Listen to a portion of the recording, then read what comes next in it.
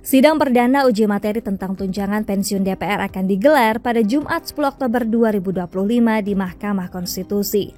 Dua penggugat, psikolog bernama Lita Linggayati Gading bersama advokat Syamsul Jahidin, optimistis gugatan akan dikabulkan para hakim.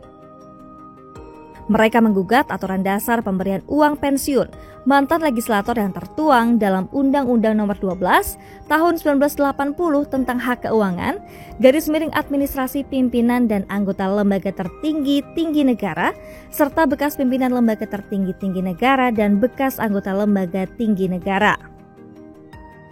Pasal yang digugat adalah Pasal 1 huruf A, Pasal 1 huruf F, dan Pasal 12. Dalam gugatan itu, MK diminta menghapus mantan anggota dewan dari daftar penerima tunjangan pensiun.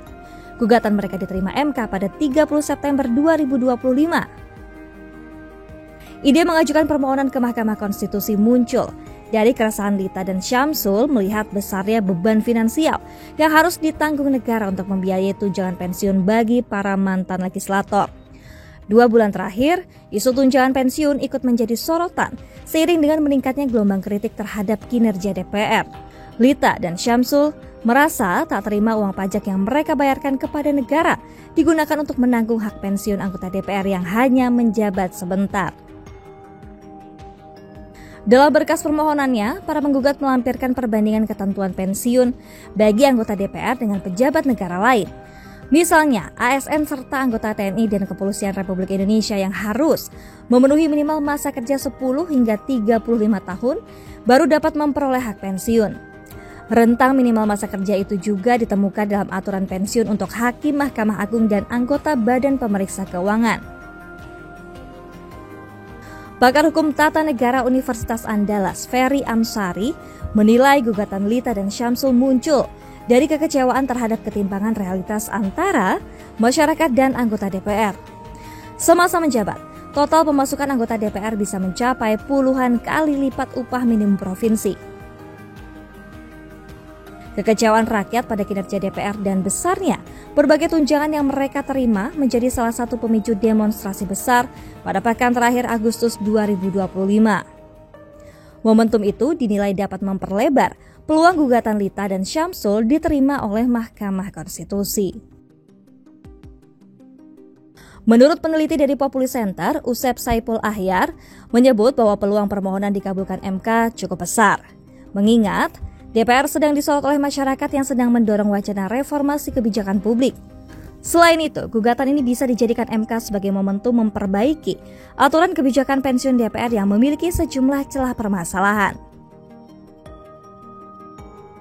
DPR, misalnya, tak punya patokan pasti batas usia pensiun bagi mantan anggota parlemen. Hal ini kontras dengan jabatan publik lain, seperti ASN yang rata-rata usia pensiunnya begitu menginjak 58 atau 60 tahun. DPR hanya mengatur calon anggota legislatif minimal berusia 21 tahun. Dengan demikian, mantan anggota DPR bisa purna tugas dalam usia produktif dan mendapat kucuran uang pensiun. Hal tersebut bisa dibaca sebagai praktik pemborosan anggaran.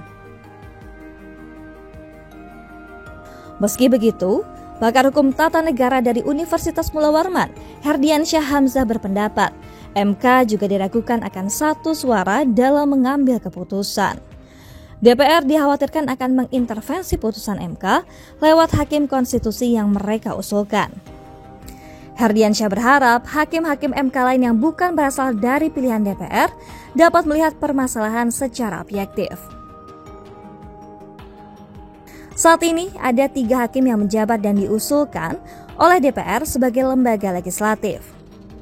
Adapun hakim lain berasal dari usulan Presiden sebagai lembaga eksekutif dan Mahkamah Agung sebagai lembaga yudikatif. Herdiansyah mengatakan, DPR makin gamblang menunjukkan upaya intervensi pada MK. Ia mencontohkan penghentian Aswanto sebagai hakim MK pada 2022. Saat itu, DPR mencopot Aswanto sebagai hakim pilihan DPR karena ikut mengabulkan gugatan terhadap Undang-Undang Cipta Kerja dan menyebutnya sebagai produk legislasi yang inkonstitusional. Ketua DPR Puan Maharani mengatakan, tunjangan pensiun untuk legislator tak bisa serta-merta dihapus. hak keuangan yang diatur dalam Undang-Undang Nomor 12 Tahun 1989 melekat ke DPR, sebagaimana juga kepada anggota lembaga tinggi negara lain.